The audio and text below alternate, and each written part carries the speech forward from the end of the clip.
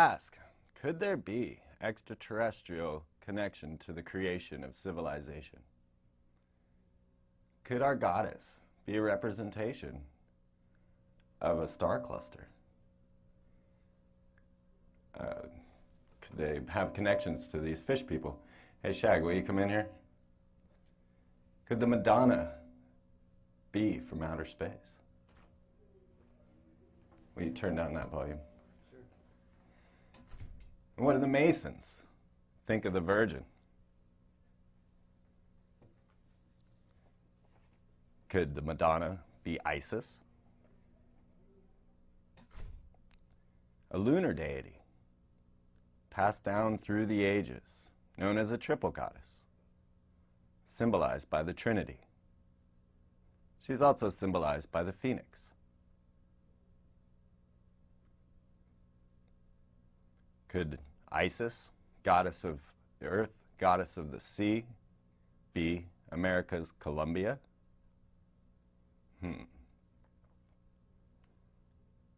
If you realize that we even have a goddess, there she stands. We see her all the time. Of course, we have Columbia Broadcasting Systems, Columbia Records, Columbia Sportswear, notice the swastika, University of Columbia, and the Space Shuttle Columbia. But who is this goddess? Our capital is known as the District of Columbia. Who is this Lady Liberty, the torchbearer, Columbia? Some say that she was named after Christopher Columbus for his discovery of America. Manly P. Hall, founder of the American Philosophical Society, says that 20 cities claim Columbus as a native, and that he was most likely a Greek prince. That was shown by his Kabbalistic cipher and his signature there. Thanks. His name, Manly tells us that the ancient mariners had already discovered the Antarctic. They'd already come across the western continent. America was discovered long ago. So who is this man, Columbus? We don't even know his name. What, could it be that he was named after Columbia?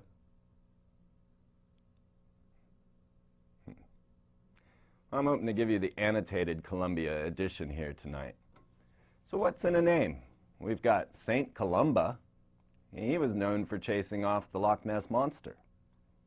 He was also known as the Dove of the Church, because, well, Columba is a dove. Columba is also a constellation. And it's interesting that it's very near Sirius. Could we have extraterrestrial roots to our civilization?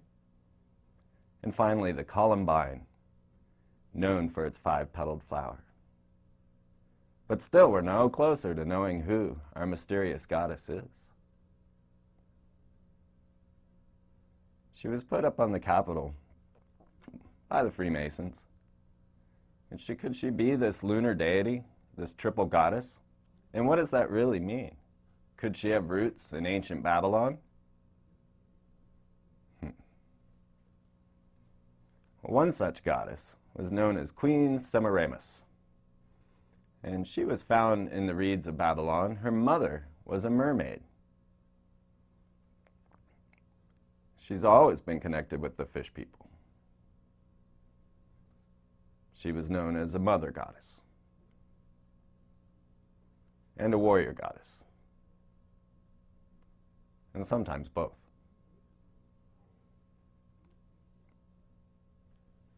Her husband was Nimrod, and he built the Tower of Babel, while she crafted the Hanging Gardens. Now, who were these fish people that built Babylon? These are the very same gardens that Saddam Hussein just rebuilt. Now, Saddam Hussein took on a building campaign that compared only to Nebuchadnezzar. As a matter of fact, Saddam Hussein claimed to be Nebuchadnezzar reincarnated. So he rebuilt all the ancient structures of Babylon, rebuilding the Tower of Babel, as it were. And on the stones in the masonry that he used to construct this, he actually put himself there as Nebuchadnezzar. Now, the interesting thing is, in the Bible, Nebuchadnezzar was taken out by the divine whirlwind. So Saddam Hussein even had paintings commissioned to show that he was Nebuchadnezzar, reincarnated. Headline today, USA Today, Saddam Hussein is Nebuchadnezzar reincarnated. He sits in his throne, and even the tour guides occasionally mistake his name. But of course, Nebuchadnezzar was taken out by the divine whirlwind, what we call the Shekinah. It's a Hebrew word. It's the feminine version of God. So when we attacked Baghdad, we of course called it the Shekinah campaign. This was a play on the word Shekinah. And they used the mother of all bombs to blow them up, the Moab. The Moab is the very people that attacked Nebuchadnezzar, the Moabites. So you see a giant game going on here. Hold that a second, Shag. Now these troops came in and they stormed the temple of Nana in Ur and stole the relics out of there. Now, do you think there's something bigger to this picture when we are given license to loot the ancient temples? Okay, go on. Well, the dome is a symbol of the goddess. So when you see the dome, you'll find that it will be direct relationship to a phallus, which would be on UT campus, the clock tower. Of course, we have the fish people with Columbia, the clock tower, and the phallus. So what do I think of when I'm sitting out there looking at Columbia standing there as she gazes out at herself and all the different art incarnations? Well, I think of the Freemasons. They put her there. And as you can see, the Freemasons have a strong allegiance to Babylon. They don't believe it's the year 2006. For them, it's the year 6006. For the Anno Lucius calendar, it's ancient Babylonian calendar. And we know the Masons incorporate their symbolism into the buildings that they make, just like the ancient Egyptians used to do. So they have their symbols coded in, and it's up to us to decipher what they might mean.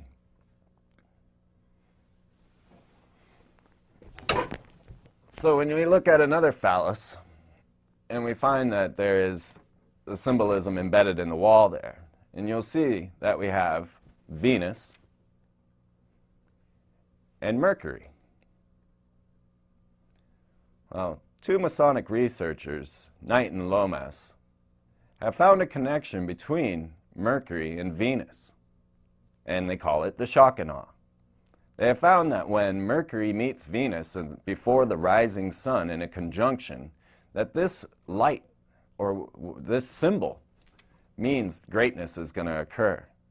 They actually believe that the Shekinah was the symbol that the people followed to find Jesus.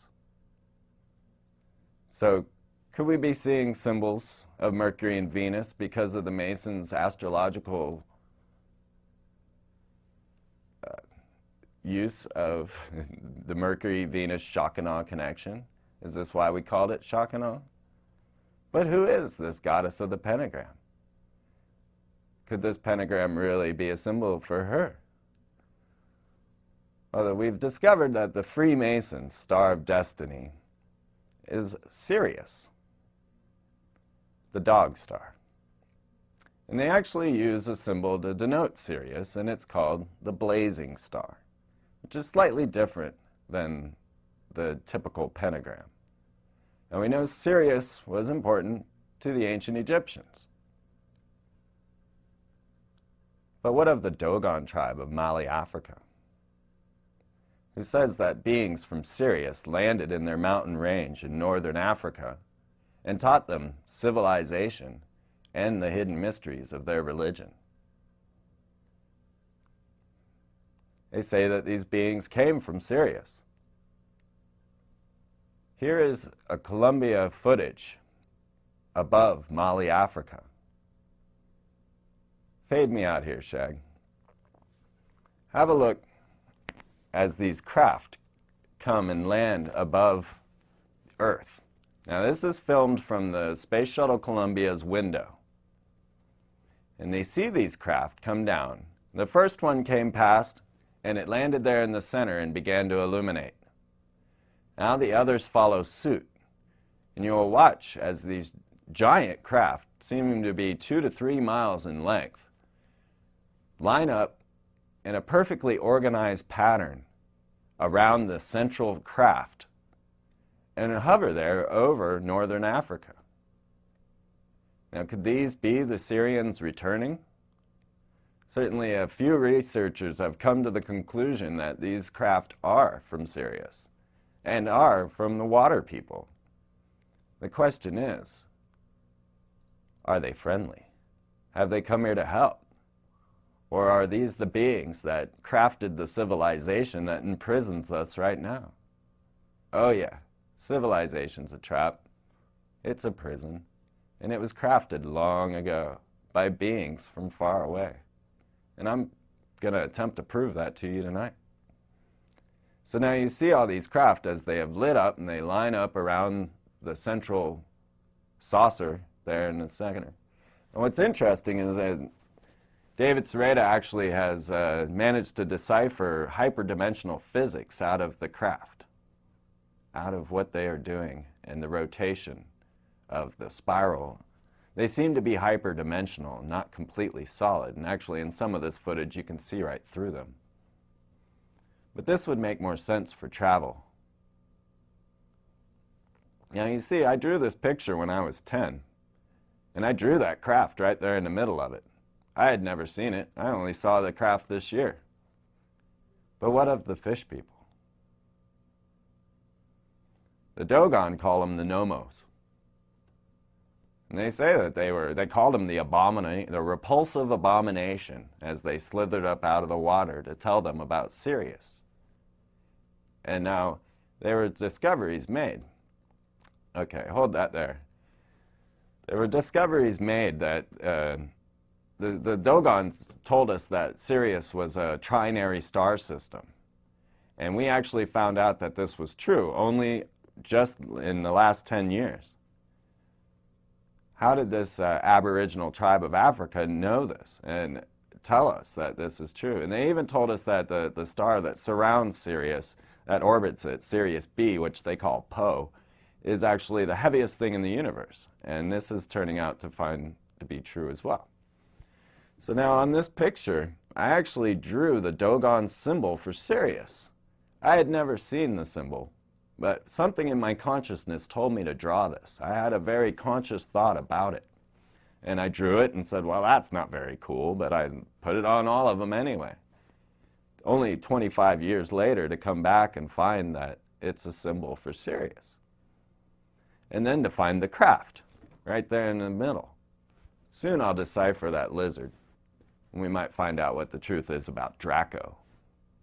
As you see here, the symbol on NASA is the blazing star, a pentagram with the rays around it, which is the same symbol that the Dogon use.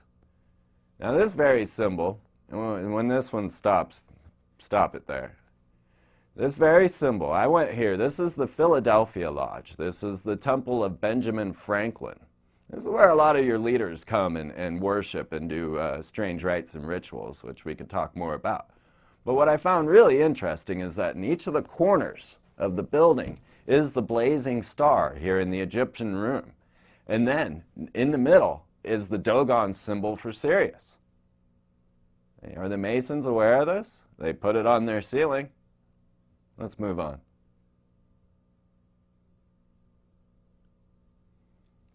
We actually sat in the Worshipful Master's chair there. So is there a reality to these fish people that continually show up through history? And are they good? Or are they bad? We've had both stories, really. Certainly, Ishtar is not known as the nicest goddess. H.P. Lovecraft gave us an interesting, unique view of the fish people and merfolk in his Cthulhu mythos. He wrote this,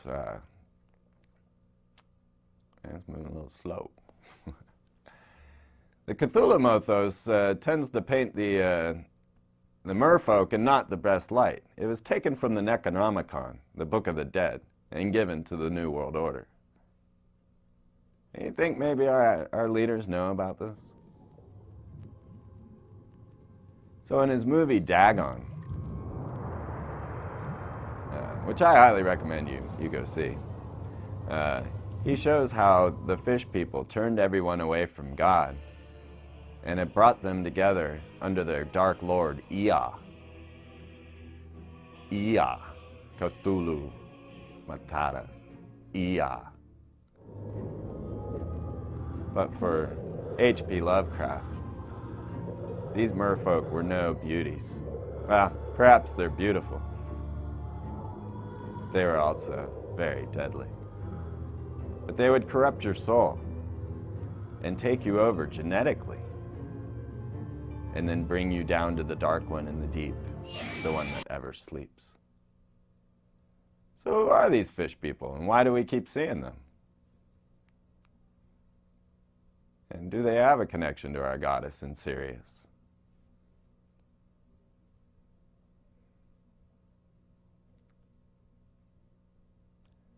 Who is Columbia? Could she be Ishtar, Inanna, these ancient Sumerian depictions of the goddess here, showing her as a warrior and as a fish?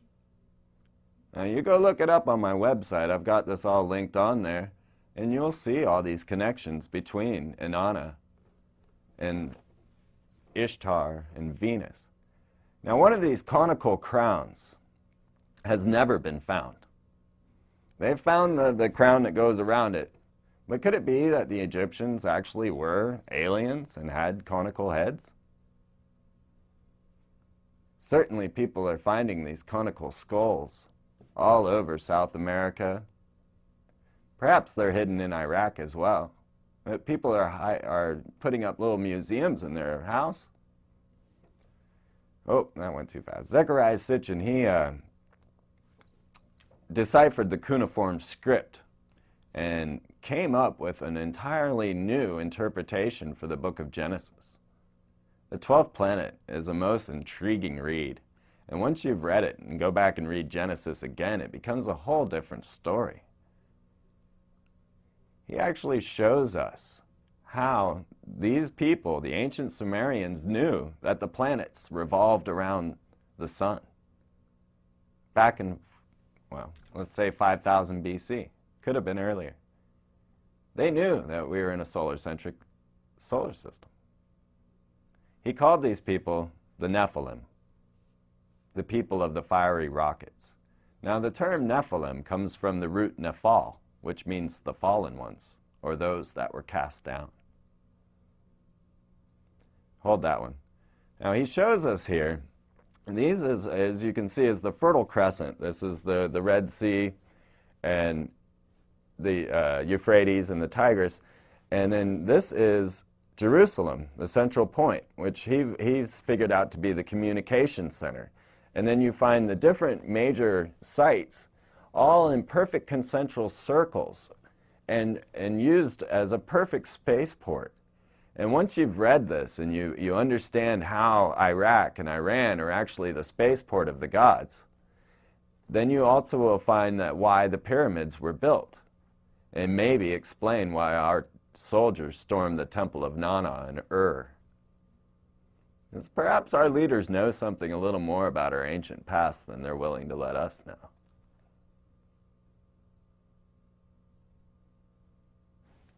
Could be.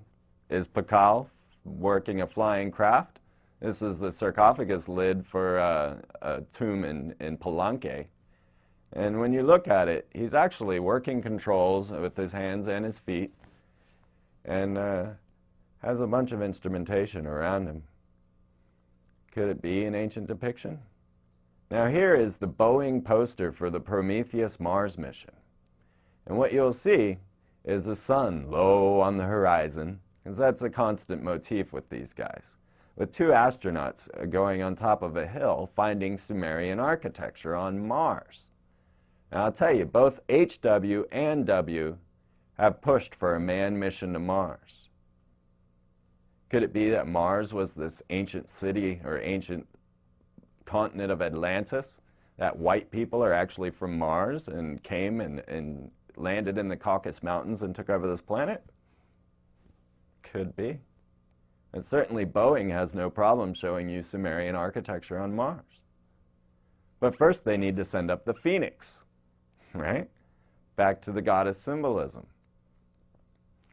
The phoenix is the birther of nations, the birther of... So the European Space Agency went ahead and they shot up their, believe it or not, Venus Express. Okay, the Venus Express is just now starting to send us back pictures of the Venus landscape. I'm very curious to see what anomalies we'll find there. I often go to my favorite researcher, Richard Hoagland, as he showed me this picture here. Stop that right there, Shag. This is Iapetus. This is a moon surrounding Saturn, orbiting Saturn. It has been shown to have a 12-mile-high wall surrounding the equator. The perfect equator, right? Perfect wall. You see it right there sticking out of the picture. And it is shown to have tetrahedral designs in the craters. They're not round. And if you go look at the 3-page study on enterprisemission.com, or it's also linked to my website, freemanperspective.blogspot.com, you'll find that this is not a planet, but a Death Star, a space station, but ancient. So could these be cave paintings of flying saucers? Or ancient depictions of flying saucers? I mean, this has been a motif that has been around longer than 1950. This is something that's been going on this planet forever. You think Da Vinci might have had a little bit of a knowledge of what was going on? Has the arrival occurred in the past? All of these ancient depictions. Look at this guy. Pull that forward, Shag. This has, oh well. Are these ancient depictions of astronauts, of people in spacesuits? And these are all ancient shots from South America, Egypt. Now here, are they preparing a candidate to get him ready for the rocket launch? I've got some other shots in here that show him actually climbing into the rocket. And these are not people that were backwater people. This is not, I mean, we've never compared to the architecture that the Egyptians have created. Here's another ancient picture showing flying craft. Now, this is the crucifixion of Jesus with flying saucers or flying craft sitting there. Look at this guy, manning his craft. I haven't gotten the dates on this because this is the informal version of Columbia. I'm giving you guys a little bit of an annotated version of the new Columbia episode. All right, move on. There are absolutely constant images of people in craft. Now, we couldn't have deciphered these things in the past because we didn't know about flying humans in the past. So we tell you, oh, it's an ancient symbol of the sun. Is that still rolling? Constantly, we come up with this motif of the winged disc.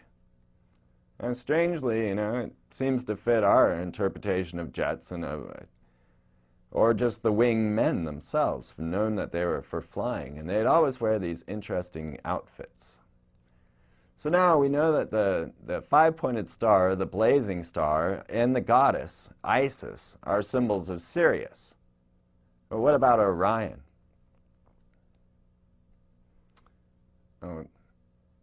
Isis, or this is Lilith, another version of the goddess. Now check this picture out. this has Isis standing there. Are those fish scales I see? Could I, and could we be talking about fish people from Sirius?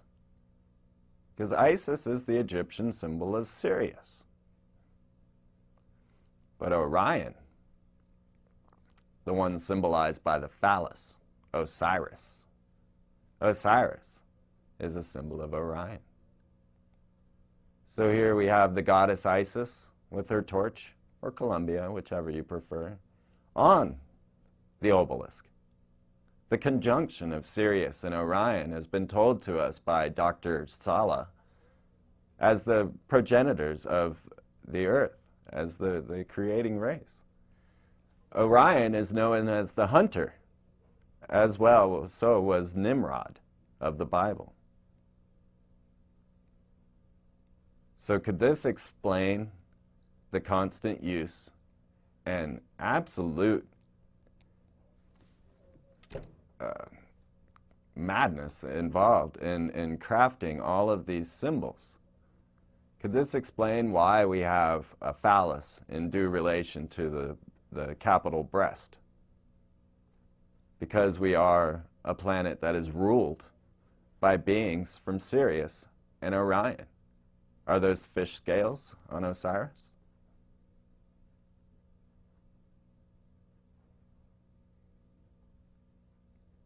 Now, the fish people, they didn't fade away. We have not seen 90% of our seas. Now here we have, oh wait, I missed that one. That is Enlil. He's sometimes known as Bel. He's also known as Ea.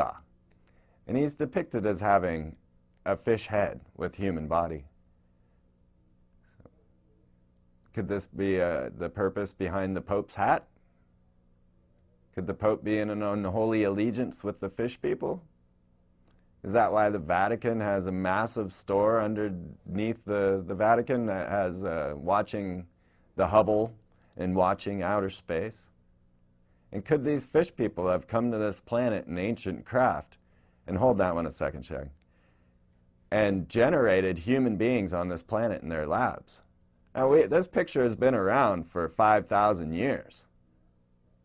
We never could understand. Could it be that they are showing us that they genetically crafted us to be their worker slaves? Now, the interesting thing to note, the difference between apes and humans. Webbed fingers. Humans swim. Humans actually have webbed fingers, webbed toes. Our hair flows with water. Apes, nope. Apes won't jump in the water. Apes won't get anywhere near the water. There's a big difference between apes and humans, and it has to do with aquatic beings. All right, move on. So I've always had an interest in the goddesses. Now here we have the Temple of Hatshepsut. Yeah, go back to that for a second if you can. The Temple of Hatshepsut is very interesting because it was crafted millennia ago. Can you not back that up? Yeah. And it is said to have been built by Imhotep. And it is actually crafted out of the cliff and constructed right into the mountainside. Oh, I don't know. Are these backwater people? Doesn't seem like it to me. All right, move on, Shag. No, these guys, they build in this grand style. Now, this is the Temple of Hathor, another goddess. And they were held very high regard. Now, Hathor, keep going. Hathor was known as a cow goddess, right? She's also been connected with Isis on certain levels, right? Just like El, see? So in the temple of, look at the structures. Okay, well, first you're going to notice the phallus nature here, right? And then, of course, these massive structures, these incredible artwork. I mean, we cannot compare with this today, well, especially in our financial state of distress. But there's no way that humans can compare with this at this time. All right, keep rolling. So down in the temple of Ramses in Abydos, there's a hieroglyphic script that actually talks about the Pharaoh defeating his enemy. Yeah, I would imagine that he would no, keep going. I would imagine that he would defeat his enemy with these particular accoutrements. Yeah, we have a helicopter. Keep rolling, Chag. A tank, or perhaps a submarine. A land speeder? Well, we've already found a Death Star. Why not a land speeder? And could this be the Phoenix? Back to the Phoenix goddess symbolism. It runs everywhere. So have ancient astronauts visited our planet? Have they seeded civilization? Is that an octopus standing next to that gray? Well, one group certainly thinks that we have, and they are known as the Raelians. And Rael was a race car driver from France until he was contacted by an extraterrestrial race who said they created us genetically. And they gave Rael a message. They told him to prepare humanity for their arrival. Told him to build an embassy in Israel for the Nephilim to return. But the symbol the Nephilim gave Rael offended a few people for its Kabbalistic roots, or perhaps worse. Did the Nazis have knowledge of all this? It certainly seems so. So they took the swastika out of the symbol, but it still remains an ancient symbol of the sun.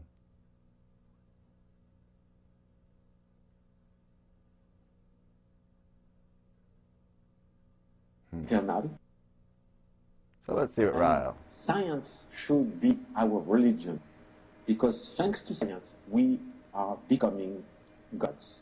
We are becoming eternal, and we are becoming pure consciousness. Becoming gods. Well, now, the Raelians claim to be able to clone humans, and he actually stood before Congress, the ambassador of our extraterrestrial gods, and told them, in the beginning, the Nephilim created mankind through genetic manipulation, and we will do no different. Listen to it from your will be done anyway, somewhere, someday, as, thankfully, nothing can stop science. They're going to do it anyway. So they announced the birth of Eve on December 25th, 2001. Now, do you believe them? Do you believe these people cloned humans? They certainly do. They say they've cloned them, and these girls came out to announce it. These are Raelians, by the way. Very sexy cult. I'm very, very pleased to announce that the first baby clone is born. She was born yesterday at 11:55 a.m. Is this lady a fish in the person? country where she was born. So this will not give you more details about the location. She's fine. We call her Eve. Yes, Eve. That was Brigitte Bousselet, the head scientist for Clonaid. So, yeah, you're starting to see the picture here? We've got our goddess with her fallen angel wings. She's carrying the torch, being drawn forward by fish people. And then just to her left, a pentagram. And of course, in Texas, we're used to seeing the pentagram quite often, but you ever wonder what it means? And the pentagram hung over Bethlehem for the Y2K celebration. I wonder what the Christians felt about that. And of course, not many people question this. They don't, who thinks about this stuff but me? And of course, they released the Columba doves. Because this whole celebration of Y2K was a series of rituals to Hades and the goddess. The Freemasons attempted to cap the Great Pyramid with gold. Hold that a second, Shag. Now, there's a little interesting side note. When the Freemasons were preparing to cap the Great Pyramid with gold on Y2K, most people were concerned about the computer meltdown. I myself kept saying, well, they're capping the Great Pyramid with gold. This to me meant a whole lot more than a computer meltdown. As you know, on the dollar bill, we got the pyramid floating, and then it lands upon the, when the job is done. I can't seem to talk tonight. But the interesting thing was that Egyptian Flight 990, here, hold that there. Egyptian Flight 990 left out of LaGuardia and was to fly to the Giza Plateau prior to the capping of the Great Pyramid. But instead, it flew back and it picked up 33 Egyptian military at Wright-Patterson, and then it went down and picked up JP&L scientists at Edwards. And neither one of these military bases has ever had a public airliner land in their military base. And then they took off for the Giza Plateau before the capping. 33 Egyptian military and scientists from Jet Propulsion's laboratory. Well, the plane took a nosedive into the ocean. Now here, are we showing, and of course then they didn't cap the Great Pyramid with gold. Are we seeing here a ritual that symbolizes the river Styx? What they're going to try to do in 2 minutes. The sun, as the Earth spins around, the sun is actually traveling across the sky at about a mile every 2.5 seconds. They are going to light the Thames on fire. It is called a river of fire. A river of fire. That's what we call the river Styx. Now the Bee Gees. Hold on a sec. The Bee Gees, I couldn't figure out why the Bee Gees were all in this thing, and then until I realized that they were in Sunrise, Florida. Yeah. All right. Go on. And Clinton announced, it is a rising sun. Mm-hmm. What does that mean? You know, we're talking about the rising sun. We're talking about the Shekinah. We're talking about Orion and Osiris. Talking about Sirius and Columbia. Midnight has come. The Brotherhoods ignited their phallus. Freemasons crafted those things. Freemasons crafted these things. What do you think they mean by it? Now, in England, they only had Old Ben. They only had the male representation. Because I think America was the goddess, and they were the male Osiris. But so then they built the Millennial Dome to have the feminine version right across the water from where they were. Because every good king deserves his queen. Right? The cow goddess, yes. So from the capital breast, straight on to the phallus. Because every goddess needs her phallus. Perhaps. There's some people going, I don't know about that. So here you see we have the five-pointed star on Benedict Hall. And the five-pointed star is connected to Venus. Because Venus actually makes a five-pointed star every 8 years when viewed from Earth. It makes a perfect five-pointed star. But Venus is also, well, sometimes it's known as the morning star, and sometimes as the evening star. But Venus is also symbolized by the shell. So this will explain to you why Texaco and shell. So here at the Statue of Columbia, just in case you thought the pentagram was too normal, there's the shell of Venus, just to her other side.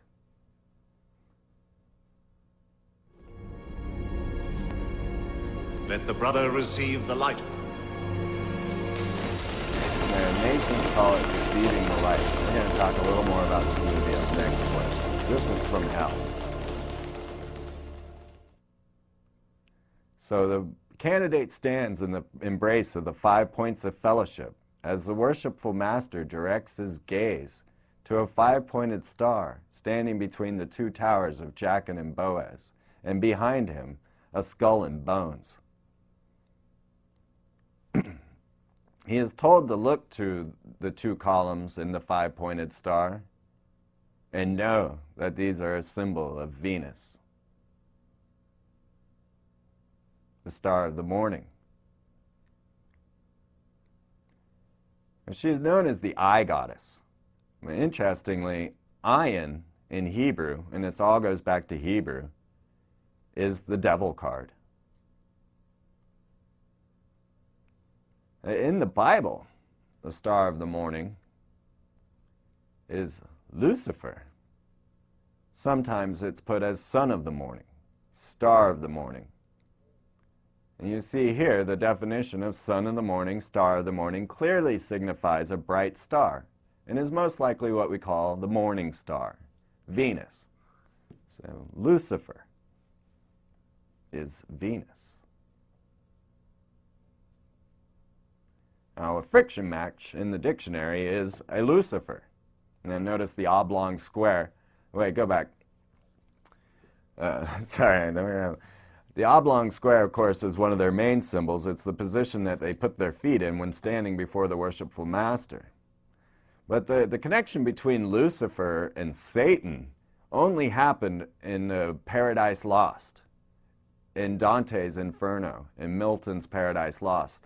This is where we got the connection between Lucifer and Venus, or Lucifer and Satan. Never in the Bible is Lucifer ever connected with Satan. All right, let's move on. This here is a Lucifer factory. Now, Phoenix Pictures might give us a bit of a clue. Now, hold that a second, Shag.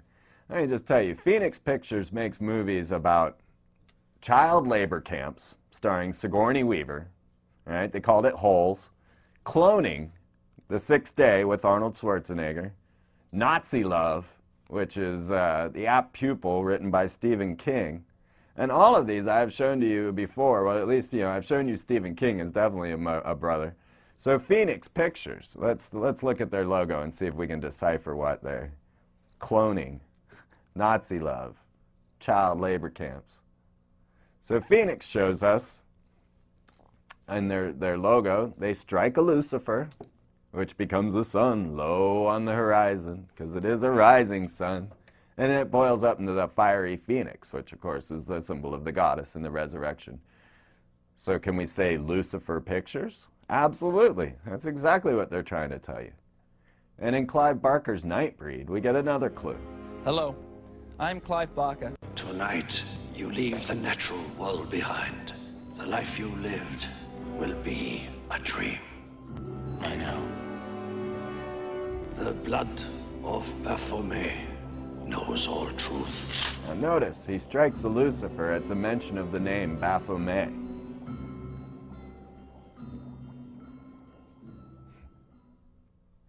Well, Baphomet is known as a hermaphroditic god, or goddess, I guess it's both, right? He was worshipped by the Templars. Is that rolling? And Templars became a version of the Masons. They actually became the Masons later on. And you'll see that he has the phallus of caduceus in his lap, and one arm pointing up and one arm pointing down. This is an ancient symbol of the alchemist, to show you the universe created through good and bad, through dark and light. That was, it's the very epitome of Mercury, as above, so below. And now our goddess has one more symbol that we haven't gotten to yet. She's known by an owl. And now you understand Hooters. But you see in ancient Babylon, even Athena,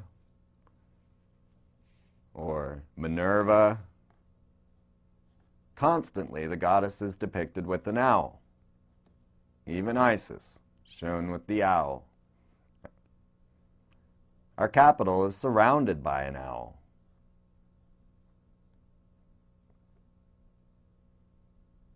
Mazda is symbolized by an owl. And in Austin, we have our own little special owl, the Frostbank Tower, which happens to have a pyramid up in its roof, and was designed by the same guy who put the pyramid with 666 panes of glass in front of the Louvre. So perhaps our brothers at Bohemian Grove, our national leaders that do ritual sacrifice, and perhaps real sacrifice out at Bohemian Grove, aren't worshiping. Are you rolling? Don't stop unless I tell you to stop. Molech. Molech is a bull god. Columbia, Isis, is the owl. Lucifer. But they're not talking. But there will be sacrifices.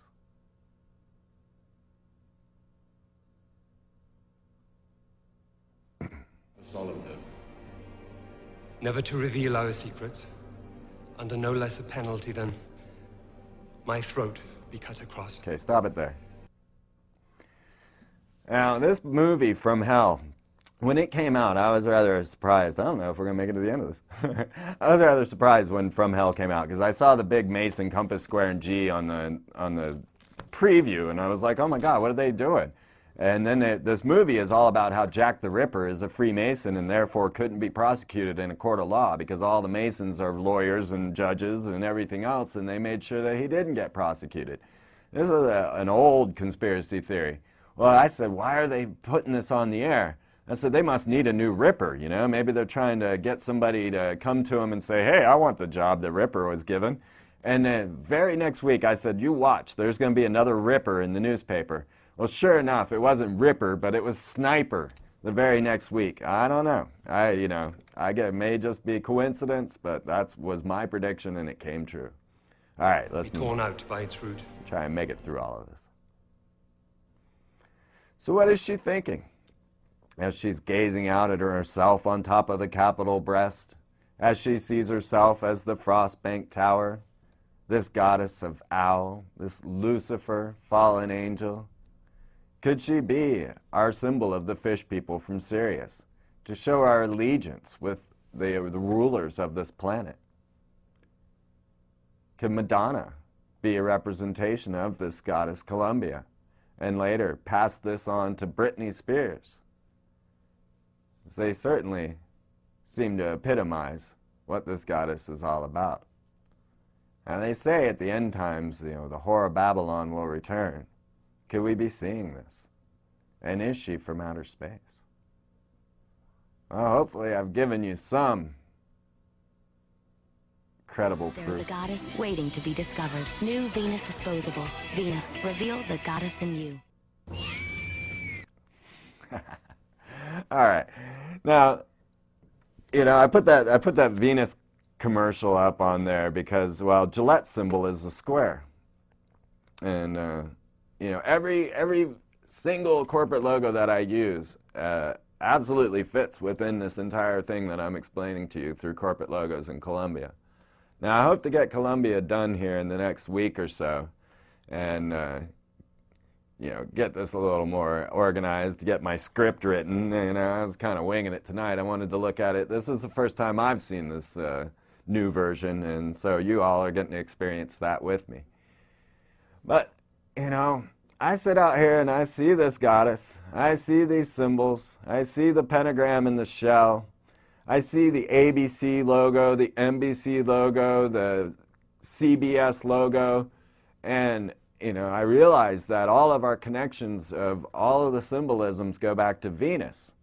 And even these same researchers, Knights and Lomas, which I'll have these guys hooked up on my website by tomorrow, will show you that the connection between the shock and awe and the conjunction of Venus and Mercury as it rises before the sun. And they also tell us that America actually means Venus.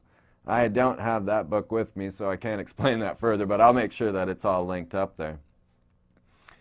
So what is this Venus connection? What is the Venus Express going to find when it gets to, when it starts sending back these images? Because certainly the Cassini satellites sending back pictures of the Death Star were a bit of a shock. But the people just, it's not true. This doesn't affect our day-to-day life, even though it's all around us. Now what you're seeing here is videotape from the Columbia Space Shuttle of these craft. And look at them all. And what has happened here is that they were extending a tether to gather electricity out of space. But it actually gathered way too much electricity and it broke the tether. And it floated off and became that seemingly neon light that's floating down there. So that's actually a long tether. And then now the astronauts, they're kind of tripping out while they're watching this whole thing. Because all of a sudden, all these crafts start flying around, Look at them all. They're all in our atmosphere. They're doing things out there. They're out there right now. This is just, maybe 6 years old, this footage.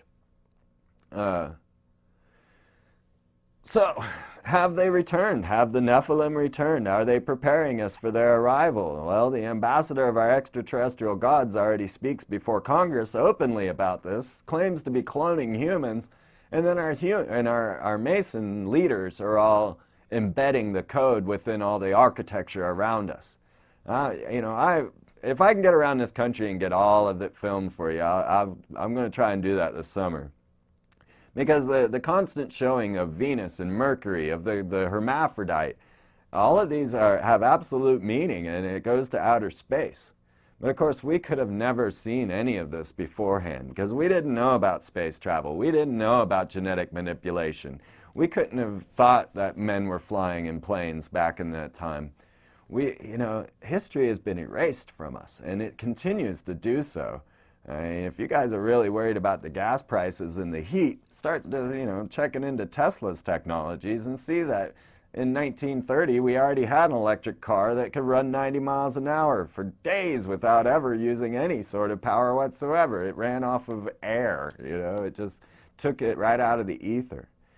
So now they want to tell us that these craft have arrived and they're coming to save us from our evil selves, but when I look at civilization, I see that this has all been manufactured, that this whole setup has come to us from these extraterrestrials. And so now what is happening is they're working to devastate this planet to such a point that we have no hope but to turn to them for our survival.